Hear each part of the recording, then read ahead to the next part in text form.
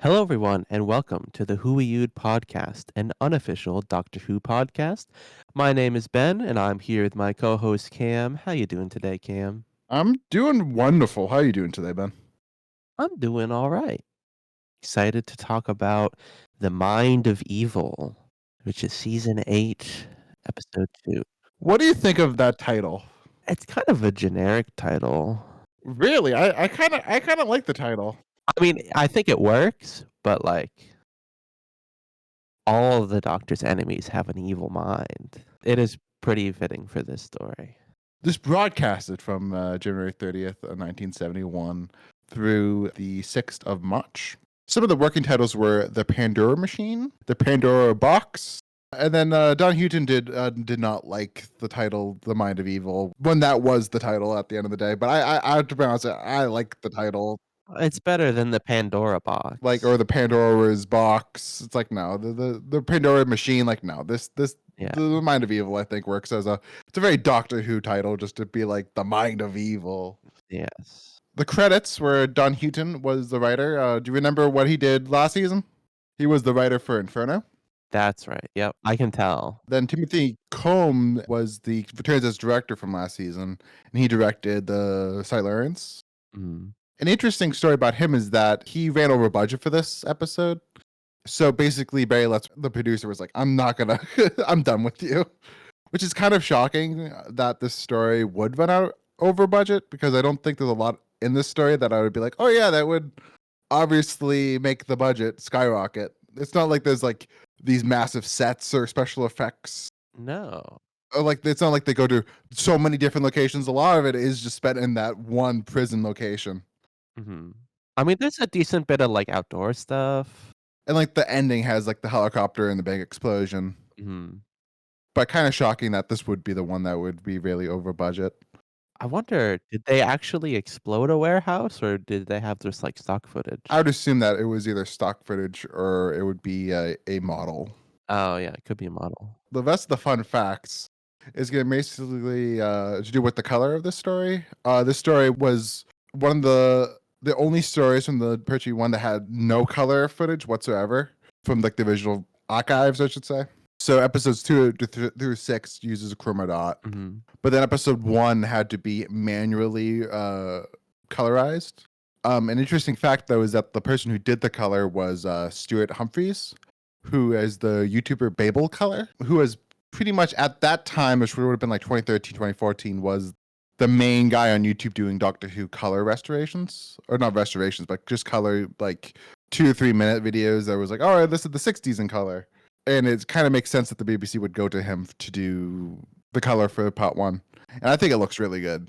Yeah, I can definitely, for 2 through 6 anyway, I can definitely tell it was chroma dot. You know, it's a little bit shimmery at times, but episode 1 looks pretty good.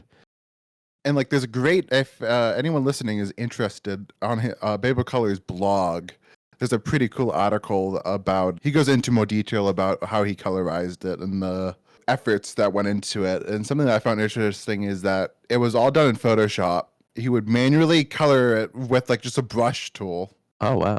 And if he would do 1 out of every 5 frames, he would color, and like they would just be able to colorize it with just doing 1 out of every 5 frames. So 1 out of every 5 frames, he would manually color with a brush in Photoshop the picture. Jesus. Which must have took forever and sounds headache inducing.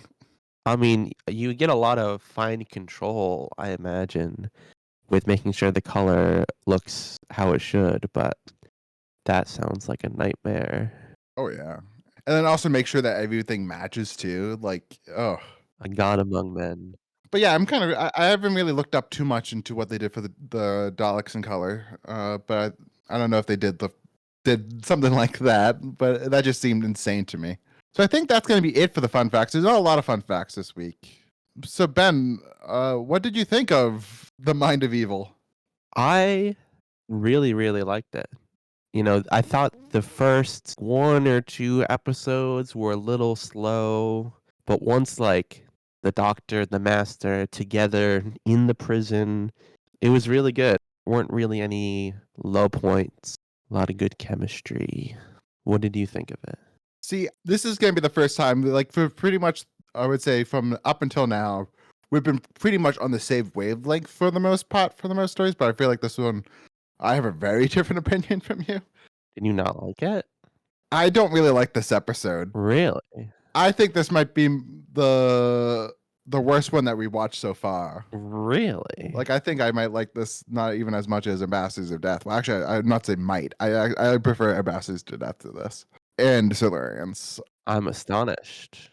Like, I think Inferno is still better than this, but this is, I think, number 2 for me right now. That's insane to me, Ben. I don't think there's a lot. This story does a lot bad, right? But I don't think it does a lot great either. I think that there's of course the highlights of Roger Delgado and John Pertwee's chemistry together, and the moments that they are together are fantastic. And I think that the idea of the machine is a pretty cool idea. This machine that will Like, teleport around and cause you to see and feel your greatest fear. like that's a great premise for a Doctor Who story and like a Doctor Who MacGuffin. I don't know if MacGuffin's the right word, but like a central story point for a Doctor Who episode. But I felt like maybe a part of it is that I wish that it had a monster, maybe it had a different alien race or like something, another type of storyline to it. Like I just thought that by a point I was just kind of bored with it. I wish that there was more going on to the story. I was kind of thinking, like, for the first 2 parts, like, oh, is this going to be a political thriller? But then they kind of just dropped the political stuff, and we kind of just at the prison. For the first, like, 2 episodes, there's, like, an A, a B, and a C plot, and then it all kinda gets merged into one, where there's, like, the peace conference stuff, there's the Keller machine stuff, and also, like, there's the missile stuff, but then it all comes kinda together. Which I kind of just wish that there was something more going on because once we got to it just being the master runs the prison and the doctor is kidnapped at the prison, I was saying like, all right, there's nothing really like grabbing me that much. I don't think this machine slash alien is interesting enough to carry this story for another 3 to 4 parts. But like again, I do think that some of the strong points of this story is of course Roger and Pertwee have some really great moments, especially like that first moment Mhm. when he first gets kidnapped and he has to go to the master's like office that he has set up, and like that conversation was really good. And then like that end big conversation when he calls him up on the phone is like that's like perfect. Mhm. But then like the master's plan, I thought this episode kind of was confusing. Slash, I'm kind of like, what is your overall plan for this? Is it just to start World War III? Yes, he wants everybody to blow each other up, and then he can rise from the ashes and take control of the world. But then he doesn't have a nuke, so it's like, what power does he have in this world? I'll agree that the plan is a little convoluted, where it kind of feels like the Keller machine isn't really even part of his grand plan with the bomb and the prison. It doesn't really have anything to do with it. It's just kind of a nuisance Yes. that he can't control. I was gonna mention that. It's like, where did the machine fall into his plan? Like, I forget if was I just not paying attention, or did they just ever explain that? Like, because he's like, oh yeah, I made this thing slash I found this thing. I don't even know what he said, but he's like, I don't have control over it, Doctor. I need your help. But it's like, well, how did you get to this point? What was your plan with this device? I mean, I guess it gets him an in to the prison where he can talk to an inmate because he's Dr. Keller and he's working on the machine. but like, I'm just like, how does this add to you taking over the world and causing World War III? Because we have that part 2 cliffhanger when he goes to like that, like he kills the American delegate and at the end of part 2 with it. I gotta kill the politicians with this machine. But then they kind of, again, they just kind of drop the political stuff and we just kind of get to the master in the prison slash the master now has control over the nuke. I kind of forgot about that aspect where he is just kind of weaponized it to like kill and disrupt the peace conference, kill the delegates, make them not trust each other. I guess that was his plan, which I guess that machine needed evil minds in order to have it grow in power for that to be an effective weapon. Yeah, I guess. So I guess that was his plan. Yeah. With the hypnotized Chin Lee. But then, like, I don't know. I think it definitely needed a monster slash alien, I think, slash it needed another storyline by the point that we got to the prison of like, all right, I need another hook in here to keep my interest, to keep me engaged in what's going on with the story. The master isn't enough of a hook for you. I don't think in this story he is, because he doesn't even have control over the circumstances. He's kind of like, oh, this machine is fucking, it's I need help, doctor. Which I do love that, like, we'll get into the machine more later, but like I love the moment where he is taken over by the machine and he sees the doctor. I think that's a great moment. Oh, yeah. I think what the color machine shows, both the master and the doctor are really great.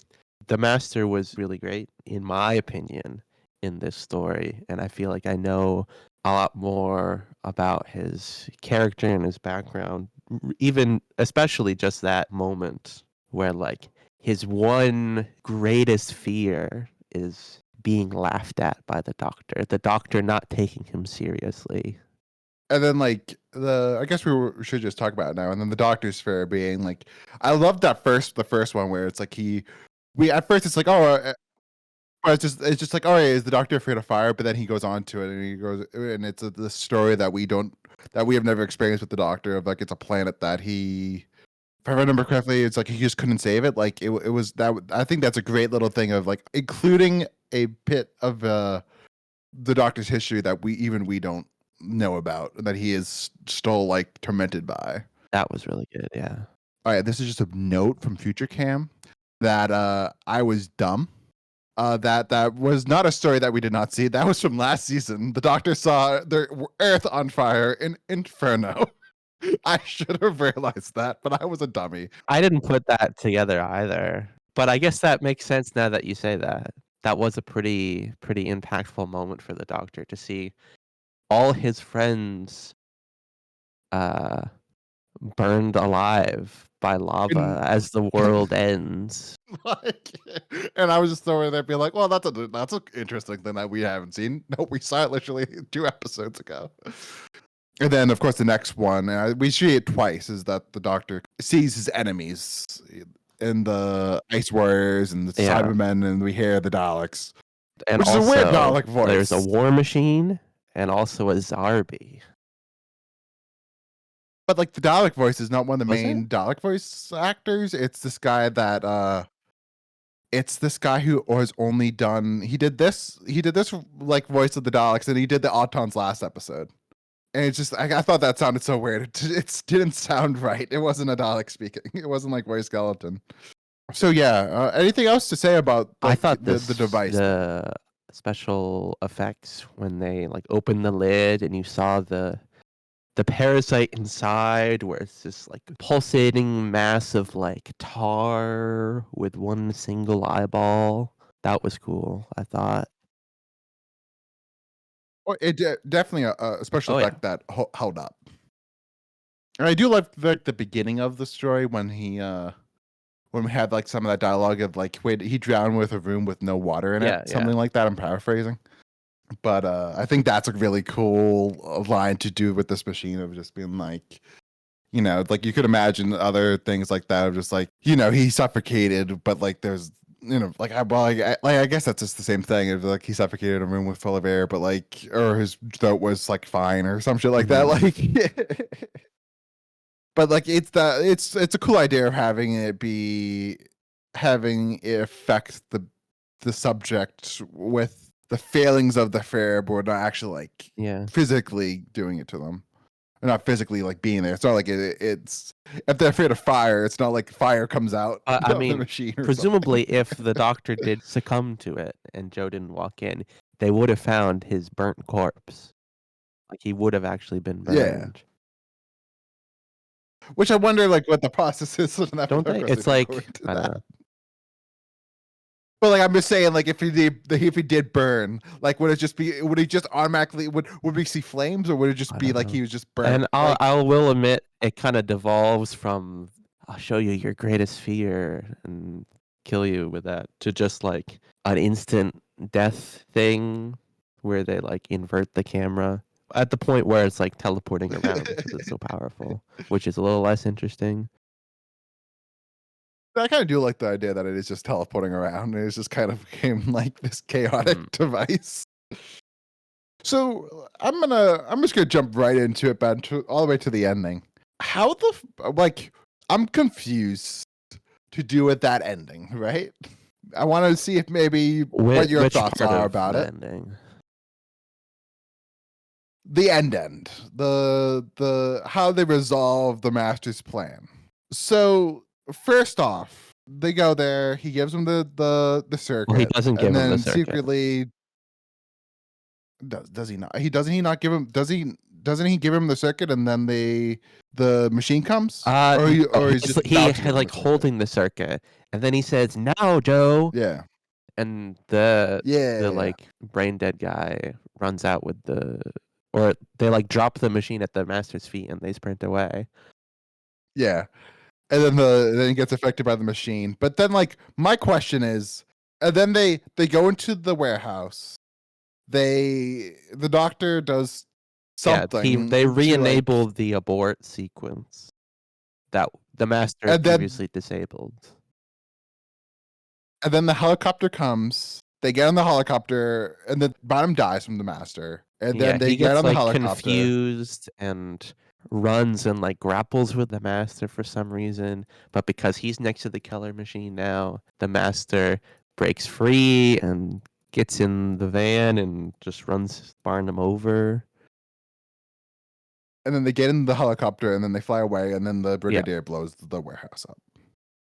But here's my question: what happens to the nuclear device with that explosion? And two, what did they do with the machine at the end of this the day? The bomb color blows machine. up, but like it's in a small area and they evacuated everyone, so it's fine. But then the nuke went Yeah. out. Well, it's The not a nuke nuke. went off. It's a bio weapon. I thought it was well, like I thought. No, Why it's did I not a think it nuke. was a It's a nuke? missile with nerve gas, which has been outlawed. So they're trying to dispose of it, but then it gets taken by the master. Okay. But then like I looked it up. It says the TARDIS wiki says it was a British nuclear powered nerve gas missile. So we were both right. It is somewhat of a nuke. I guess that basically what it is that it did explode. It just nobody fucking. It was fine. Yeah, Nobody it was just didn't affected. explode in a populated area, so it's fine. It was aborted. It didn't launch, which was what they were trying to avoid. I was just so confused by And the that. I killer was like, machine is what? presumably destroyed in the explosion. Oh, no, well, like, of course, if the missile exploded, then the color Yeah. machine would have also exploded. What else is there to talk about in for the Let's talk mind of evil then? about the doctor and the master together. I really love the scene, where the master is like hooks him up to the machine and then comes back when he realizes the doctor can't control it. And one of the doctor's heart stops beating, which I'll say, first off, what's the point of having two hearts if you need both of them to live? Like, I thought it was like a redundancy thing, which is why he's like more sturdier than a normal human. He doesn't need as much oxygen as evidenced by the space pirates. But apparently, it's not a redundancy. He just needs two hearts to live. Setting that aside, I liked the scene where the master is like panicking. I feel like I could see the fear in his eyes about losing the doctor. And one could argue it's because he needs the doctor in order to control the machine, but it felt more than that. Like he didn't want to lose his greatest rival or some kind of frenemy thing. Maybe I'm looking into it more than I should. Oh yeah. Like I think it is kind of that thing of just like it's the Batman and Joker thing. The Joker needs Batman, and that's why it's like he's gonna do what he Yeah, does. He's never gonna kill Batman because it's like what else would he do with this time in his life? But yeah, I agree. And then like I said previously, like that moment when he does kidnap him, that's a great moment of we see that they have great banter with each other. Delgado and Pertwee know how to have fun with performing with each other and against each other. They really do make you feel that frenemy relationship and that enemy relation. Shouldn't say frenemy. It's more like a enemy, but also it's like I kind of have to admire who you are. I have to admire your brilliance in some yeah. way. There's a mutual respect for sure. Yeah. And then even down to like the master calling the doctor at the end of the story, being like, "Enjoy your exile, peace. I'm gonna be roaming around the world, but don't worry, Oh, yeah. I'll be And the back." scene, I thought another good scene was, I think it was like episode 4 or 5, where Joe and the doctor are locked up and they're playing checkers. And of course, Joe kicks the doctor's ass, which was really funny at checkers. The master's like waiting patiently for them to finish, semi patiently. That was a good scene, I thought. So let's go back to like that end bit again. Do you think that the doctor like has the talks to the master and he's like, "All right, I'll give you the Yeah. dematerialization circuit if you like stop this."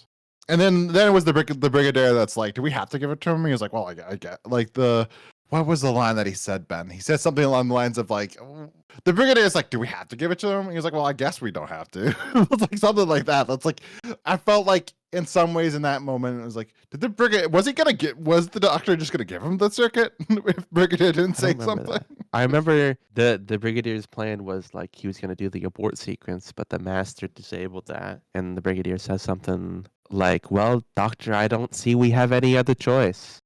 And I think the doctor's like, "Well, I've come up with a better plan." Paraphrasing, using the Keller machine, of course. But apparently, as the doctor is saying at the end, they grapple for a second before Barnum brings the killer machine over. That's apparently where the master grabs the circuit out of his pocket. We do hear about a previous adventure of the doctor, which I thought was also a really good scene, where the doctor comes back after being almost killed by the Keller machine. One of his heart stops, and Joe is like taking care of him, and the doctor says, "Did I ever tell you about the time I was at the Tower of London?" And he goes on this tale that we hear in the background as we see the brigadier trying to sneak in. It's a very New Who moment. New Who does that a lot. That like the doctor would be like, "Oh yeah, that time that I kissed this famous person," or like, "Yeah, I've ever told you that like I was friends with Houdini and that's how I can like free myself from these ropes," like stuff like that. That the doctor will always say in the new series, but it's less Mhm. in the classic show. But we have moments like this that the doctor will like be like, "Yeah, I remember that time that I spent time with that person or did that thing," like Yeah. what being in the tower, being kidnapped in the Tower of London. I felt it too. I think it helped. It feels like the doctor and Joe are a lot closer now.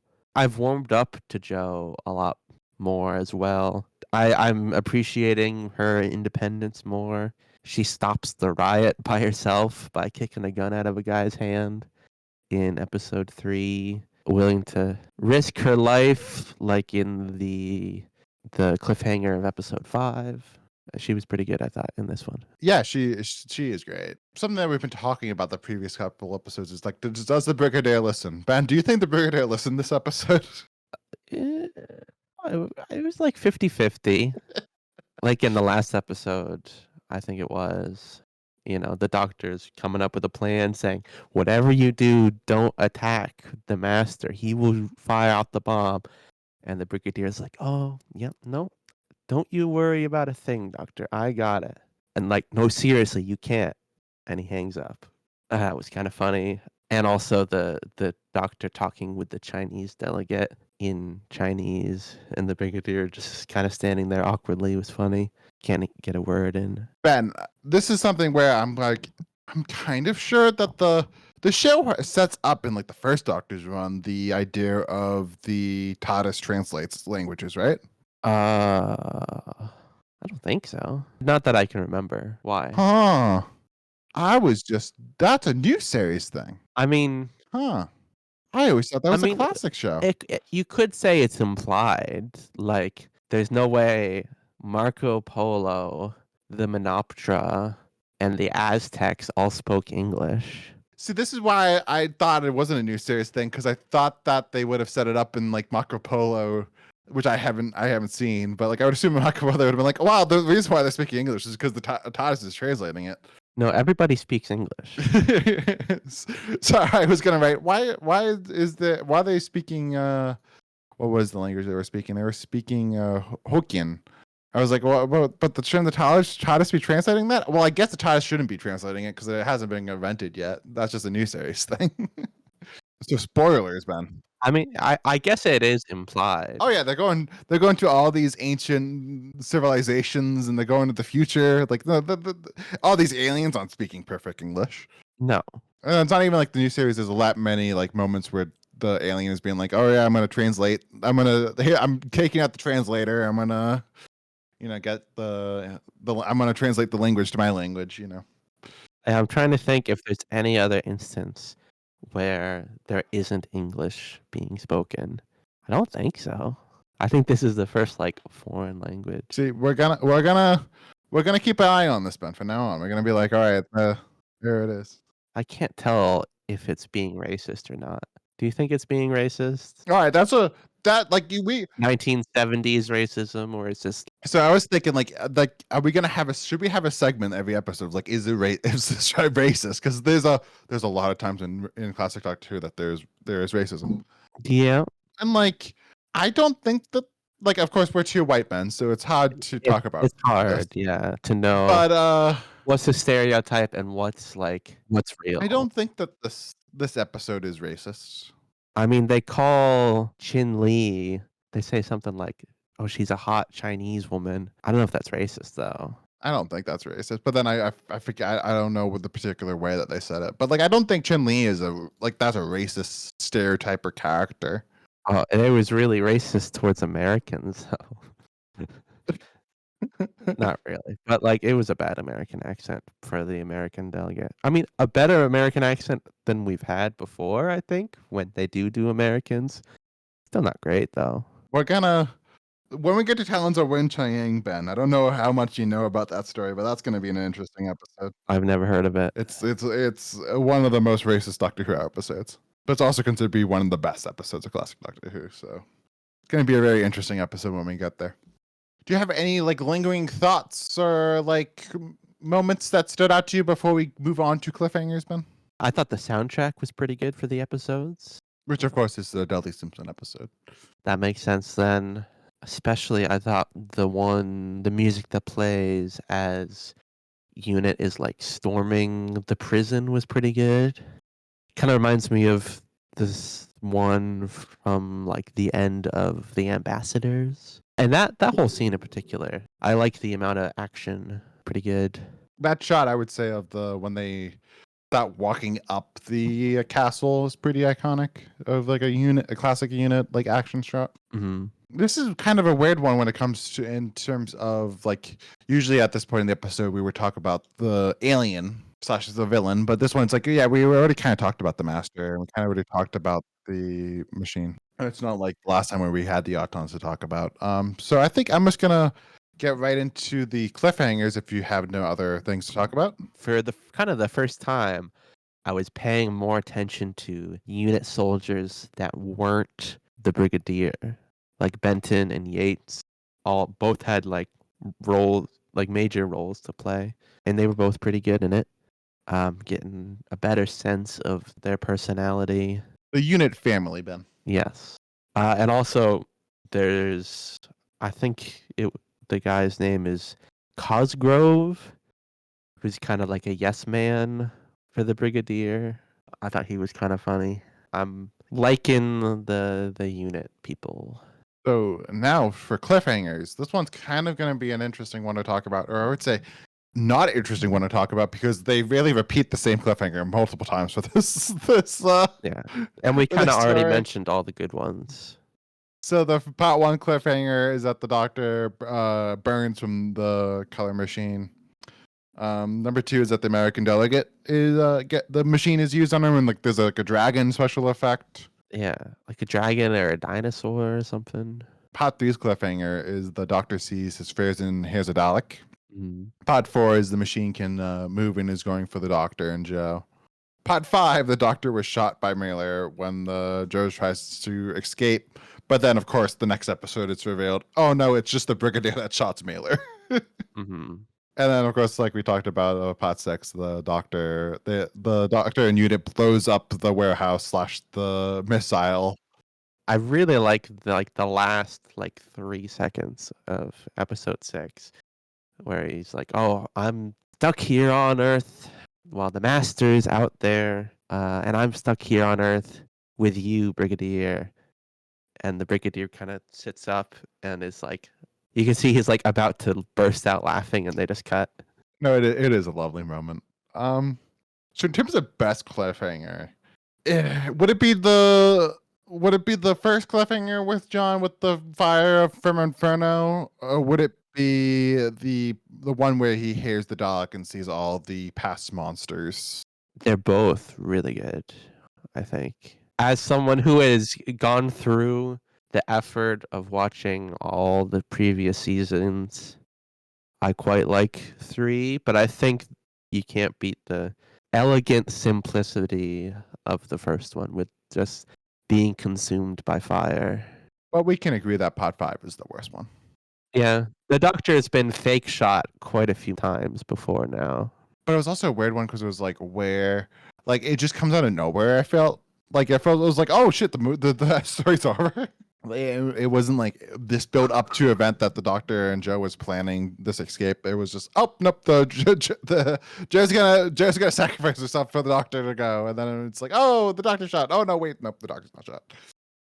But I would agree. I think I would go Pod 3 with when we see the past villains and monsters, and then the bad Dalek voice. I think part 1 is just a hair better, but they're both really great. Now that we have cliffhangers done, now I think it's going to be time for the polls. Yes. The polls for this story, it's kind of one of those stories that's kind of been consistent.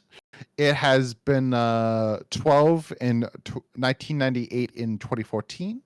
In 2009, it went to its lowest position of 15. Then the recent 2023 polls, it went up to 14. Mm-hmm. So, I mean, it went down to 14. It was at 12 in 2014. So, I get the impression that you disagree with this because you said that you liked it more than Spearhead and Terror of the Autons, and Solarians, which is all 3 of those are placed higher than Mind of Evil. Yeah, talking about it with you, I feel like it's been bumped down just a little bit in my eyes, but I still think it's really great. I think I do still. Is it better? No. I don't know. It's up there for me. Not as good as Inferno. Initially, I would have ranked it higher than Spearhead.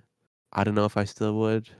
I think that the Autons are much more interesting than anything in Spearhead. And I think that Spearhead is much more better. Just it being a 4-parter, it makes the story is much more. Yeah. Spearhead is much more better paced than this story, just because it's a 4-parter. You could have cut it if to like a 5-parter. I think. Yeah, it would have been better. But I would say I kind of think I'm going to agree. I could imagine a world that this would be a similar spot. It's kind of rated the same as Ambassadors of Death, and I kind of I think I kind of prefer Ambassadors of Death. There's a little bit more to the story, but I can understand why you would kind of, in an overall rankings, that this would be kind of on par with Ambassadors of Death. Mm. So in terms of actual number wise, yeah, what would you give it? I would give it a 7. I think it's a good solid 7 story.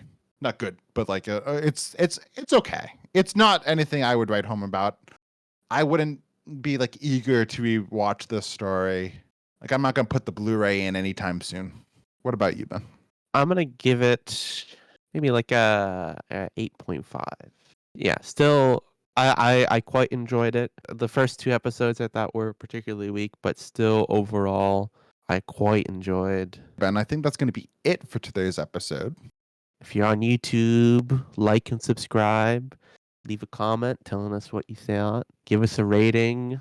We're on all the major podcast services. Follow us on TikTok. Follow us on Twitter or X. Don't call it X. I'll never call it X again. Please come back next week. Next week, we're going to do the Claws of Axos. Yes. And goodbye, everyone.